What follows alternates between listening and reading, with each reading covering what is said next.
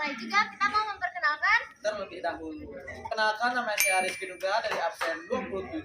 Perkenalkan, nama saya Rani Dedanya dari absen 25. Perkenalkan, nama saya Nanda Putri Solis dari absen 20. Perkenalkan, nama saya Anggita Rizkia dari absen 5. Perkenalkan, nama saya Tisha Rida dari absen 32.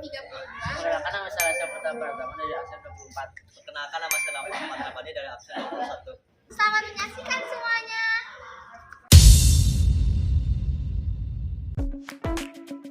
Zaman Neolitikum atau zaman batu adalah zaman di mana manusia memiliki teknologi dan kebudayaan yang berkembang.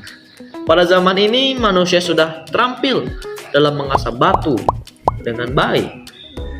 Pada dasarnya zaman Neolitikum ini adalah zaman batu yang terakhir sebelum manusia berpindah zaman, yaitu ke zaman perundangian. Dan zaman perundangiannya yaitu zaman besi dan zaman perunggu.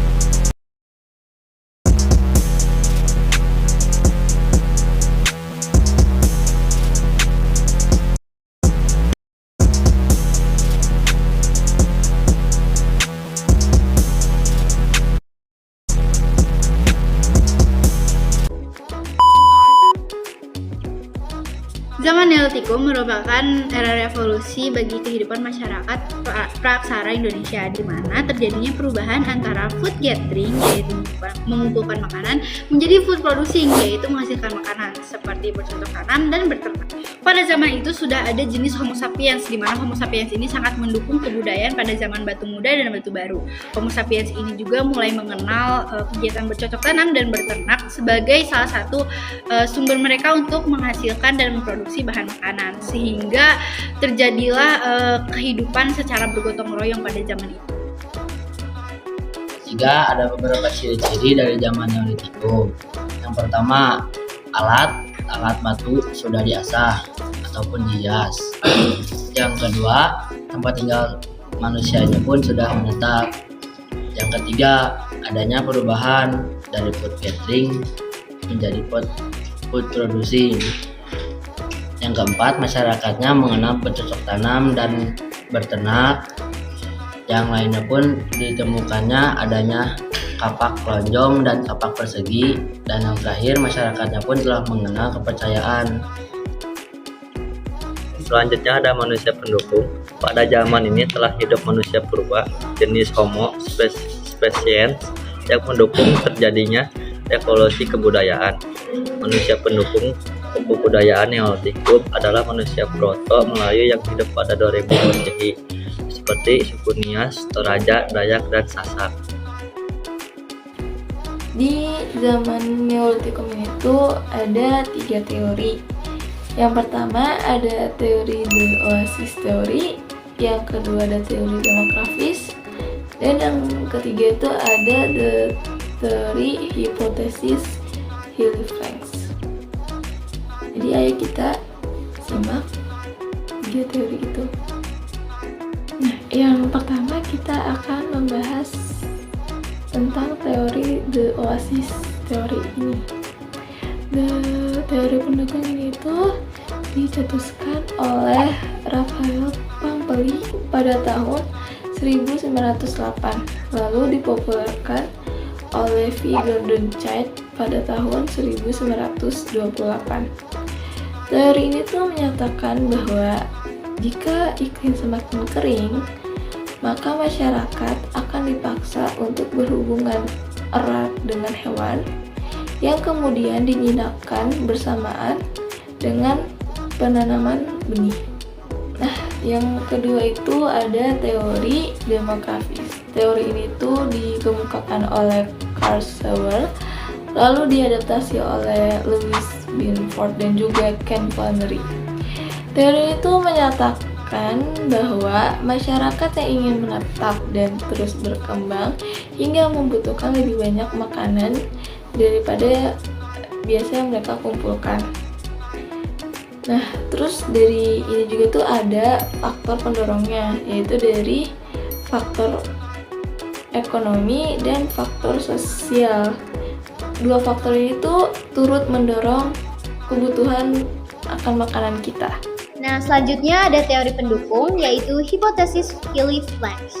Nah, teori yang diusulkan oleh Robert Brainwood pada tahun 1948 ini menunjukkan bahwa pertanian dimulai di lereng berbukit di pegunungan Taurus dan Zagros, di mana iklimnya tidak kering seperti yang diyakini oleh Child. Malahan tanah yang sangat subur mendukung pertumbuhan berbagai tanaman dan penjinakan hewan. Nah, yang selanjutnya ini ada kebudayaan pada zaman Neolitikum. Yang pertama itu ada mereka hidup dengan cara menetap, yang sebelumnya itu mereka hidup dengan cara bernomaden, jadi mereka berpindah dari satu tempat ke tempat yang lain untuk mencari tempat yang lebih baru, yang lebih baik. Nah, poin yang kedua ini ada mereka sudah mengenal sistem bercocok tanam, dan di zaman ini mereka sudah mulai bercocok tanam sehingga mereka sudah tidak menggunakan lagi food gathering atau mengumpulkan makanan dan berburu. Dan yang ketiga ini hampir mirip dengan poin yang kedua, yaitu mereka sudah melakukan food producing, yaitu kurang lebih seperti bercocok tanam, berternak, dan mereka sudah tidak lagi menggunakan food gathering, yaitu mengumpul makanan. Dan yang terakhirnya adalah mereka sudah mengenal sistem gotong royong dan kepercayaan. Dari zaman ini mereka sudah mengenal keyakinan, yaitu dengan cara mereka percaya kepada roh leluhur mereka, yang sehingga mereka sudah sama. Dan nah, yang terakhir ini ada mereka sudah mengenal sistem gotong royong, dan tentu mereka melakukannya secara bersama-sama sehingga mereka membuat koloni, suatu koloni yang akan membuat koloni tersebut menjadi kuat. Mungkin itu yang bisa dijelaskan oleh saya. Nah, jadi selanjutnya ada hasil kebudayaan. Hasil kebudayaan terbagi menjadi dua, yaitu kebudayaan kapak persegi dan kebudayaan kapak lengkung. Nah, kebudayaan kapak persegi adalah kapak yang besar berbentuk persegi yang sering disebut dengan buyung atau cangkul. Nah, bahkan sudah ada yang diberi tangkai sehingga persis seperti bentuk cangkul zaman sekarang. Sementara yang berukuran kecil dinamakan tarah atau tatah. Penyebaran alat-alat ini terutama di kepulauan Indonesia bagian barat seperti Sumatera, Jawa, dan Bali. Selanjutnya ada kebudayaan kapak lonjong. Kapak lonjong mempunyai berbagai macam ukuran. Yang besar sering disebut Walden bale, sedangkan yang kecil dinamakan plain bale. Penyebaran jenis kapak lonjong terutama di kepulauan Indonesia bagian timur seperti di daerah Papua, Seram, dan Minahasa. Pada zaman Neolitikum ini telah dikenalnya pakaian. Pakaian masyarakat pada zaman itu terbuat dari bahan serat kayu. Mereka mulai mengenal pakaian ini sebab mereka akan merasa dingin ketika malam hari tiba. Mereka menggunakan kapak persegi dan kapak lonjong untuk memotong dan menghaluskan serat kayu tersebut sehingga layak dipakai. Tembikar atau Parahyangan pertama kali ditemukan di puncak Bukit Kerang di wilayah Sumatera. Saat ini tembikar berupa serpihan kecil yang berserakan, tetapi pada serpihan tersebut sudah ada gambar-gambarnya. Ada peninggalan. Peninggalan itu terdiri dari 3, yaitu perhiasan, pakaian, dan tembikar. Nah, karena sudah dijelaskan oleh teman saya sebelumnya, jadi saya akan menjelaskan tentang perhiasan. Perhiasan juga sudah mulai dikenal manusia zaman Neolitikum. Nah, hal ini terbukti dengan adanya penemuan berbagai jenis belang yang terbuat dari batu indah di wilayah Jawa dalam jumlah yang cukup besar. Selain itu ada pula kalung yang terbuat dari bebatuan yang dicat atau dari batu aktif. Seperti itu. Oke, sekarang sesi tanya jawab. Ulangan dulu dong semuanya. Nah, sesi tanya jawab ini tuh benar-benar dipentingin dalam satu presentasi. Karena kalau misalnya kalian masih ada yang belum ngerti atau masih ada yang gak ngerti gitu tentang materinya, saya bertanya, dan udah ada sekumpulan pertanyaan-pertanyaan dari teman-teman aku semua yang nonton ini dan yang nonton. Ada sekitar beberapa lah, nggak bisa sebutin, ntar kalian harus hitung sendiri, oke? Jadi di sini sesi tanya jawab bersama kita. Nah, jadi aku tuh dapet salah satu pertanyaan. Mungkin nggak satu, mungkin ada lagi yang lain, tapi we never know.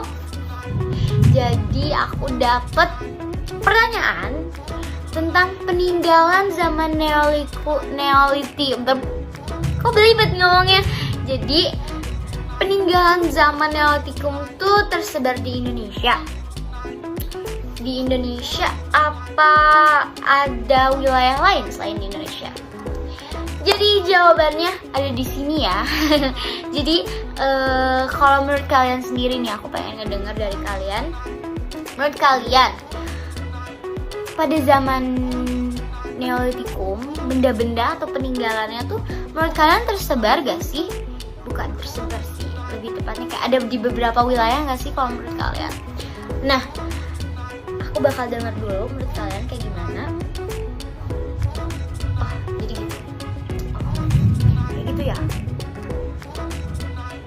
Oke. Jadi dalam semua yang jawab belum ada yang benar. Tapi mungkin tadi ada sedikit yang jawab benar, sisanya nggak ada. Jadi pada zaman Neolitikum ini tuh benda-bendanya ada di beberapa wilayah nggak sih? Jawabannya adalah iya. Jadi pada zaman Neolitikum ini tuh benda-benda atau peninggalannya itu memang ada di beberapa wilayah. Menurut kalian? Kita nggak perlu bertanya-tanya lagi karena ini tuh bagian sesi tanya jawab yang kalian tanyain ke aku. Masa aku nanya lagi ke kalian? Kan tidak.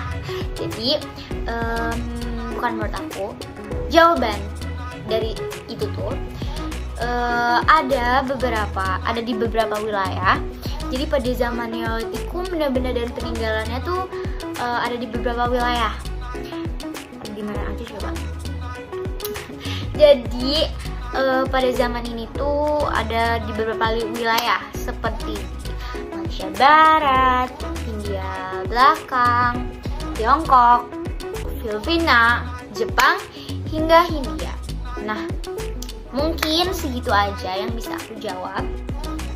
Maaf kalau misalnya aku banyak ngobrol sama kalian, soalnya kayak lucu banget gitu ngobrol sama kalian, kayak aku kayak gak bisa lepas gitu dari kalian. Nah, jadi segitu aja yang bisa aku jawab, dan terima kasih yang sudah menjawab. Jadi bakal sekarang sesi tanya jawabnya bakal dilanjutin sama salah satu teman aku. Semoga pada bikin kalian senang dan memuaskan ya jawabannya. Kalau nggak memuaskan, malahin aja temen aku. Jadi gitu aja, terima kasih. Kalau kurang, maaf ya semuanya. Bye.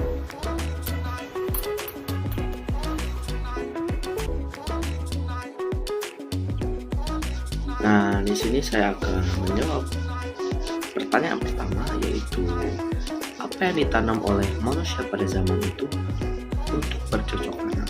Nah, jawabannya ini cukup simpel sekali. Jadi jawabannya itu manusia pada zaman itu menanam beberapa tanaman tertentu seperti keladi, labu air, padi, sukun, pisang, serta ubi rama. Nah, itu untuk jawaban untuk pertanyaan pertama. Sekian dari saya. Saya akan menjawab pertanyaannya.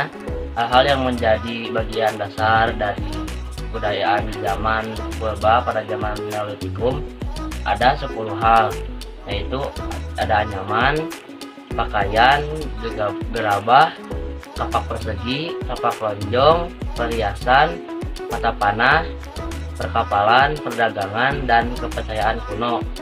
Itulah hal-hal yang menjadi bagian dasar dari zaman manusia purba pada zaman Neolitikum. Banyak unsur-unsur kebudayaan Neolitikum yang masih hidup hingga sekarang. Salah satunya adalah kesenian seperti petenuan dengan menggunakan tenun gendong. Unsur-unsur lainnya yang dapat disebut tenun masih hidup hingga sekarang, misalnya gamelan dan wayang. Semenjak manusia pada zaman itu mulai mengenal sistem bercocok tanam, maka ada banyak sekali waktu luang dari musim tanam ke musim panen, di mana di situ mereka mulai mengenal sistem perekonomian dengan cara barter. Pada zaman itu terjadi pertukaran barang dalam rangka memenuhi kebutuhan hidup mereka. Nah, sistem barter ini menjadi langkah awal mereka untuk mengenal sistem perekonomian. Sekian dari kami. Terima kasih sudah menyaksikan presentasi kami. Mohon maaf bila ada kesalahan kata. Wabillahi taufiq wal hidayah. Wassalamualaikum warahmatullahi wabarakatuh.